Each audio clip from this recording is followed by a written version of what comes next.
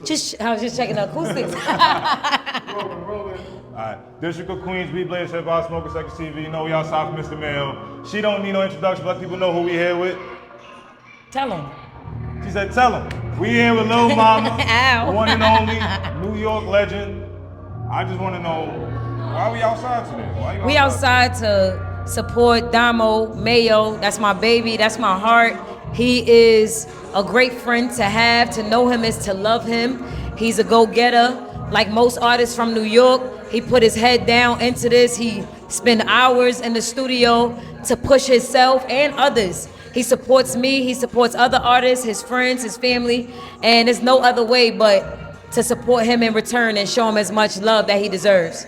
Things of that nature. Shout out Mr. Mayo. Facts. So with being with you, having so many years in the industry, how do you feel about skateboard and hip hop coinciding with each other?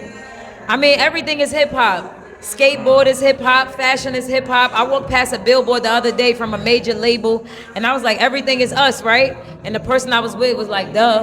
And so with that being said, whether you skateboard, or you roller skate, or you use the blades, or you buy bikes, yeah, BMXing went crazy, everything. Like, it's all a part of the culture. It's about how you do it, right? So you got one way to do something, which would be the traditional style, but then once hip hop is incorporated, it never detaches. It's like it's synced. It's just locked in. And that's one of the things with just art. You get what I'm saying? When you got art, it could be anything. You could be singing, you could be on a skateboard, you could just be thinking. Anything is art just as long as you make it. You get what I'm saying? Yep. Before we get you up out of here, I just want to ask you just one thing, right? Just if you were able to talk to yourself when you was 21 years old, right? What would be something that you would tell yourself, that 21-year-old self? I'm 21 now. Nah. My 21-year-old self, I would say you have so much time ahead of you. You're just learning, and even though, you know, you're legally grown, you're still growing. There's so much more time ahead of you.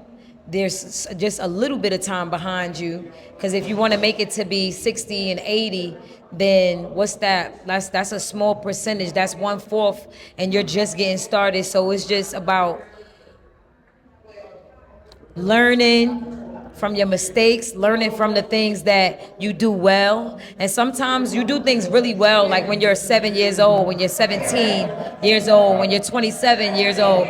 Like you have these different stages in life where you might be really good at something, and I think it's different for everybody. So I would just tell my 21-year-old self, like, one, you're doing things that most girls from your community could only imagine at 21.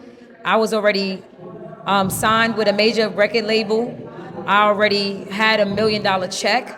I already had thousands and hundreds of $1,000 checks coming in, and it was from my raw talent. It was from me just staying focused, being in dance programs like when I was younger, trying different things, which led to like being a judge on a dance show. I had experience in it, but it was because I didn't run away from it as a kid, like, oh, now I'm wasting my time. Instead, I was implementing something that I didn't know would pay off, is my point. So, like, I would just tell myself, like, you're doing amazing and you're conquering so many different hurdles that you could only imagine, you know? So just keep going and just keep shocking yourself. Do something else that you've never could have seen yourself doing. But once you try it and once you, like, give yourself at least a week or two doing it, you don't know how good you'll become.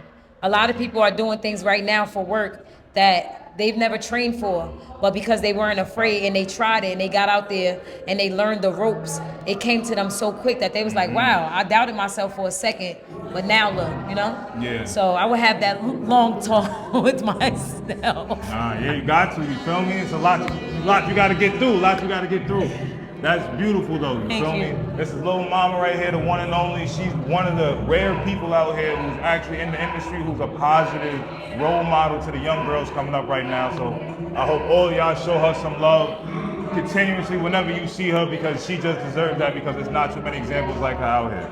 District of Queens, we blaze hip hop, smoke sex TV. We out here. Period.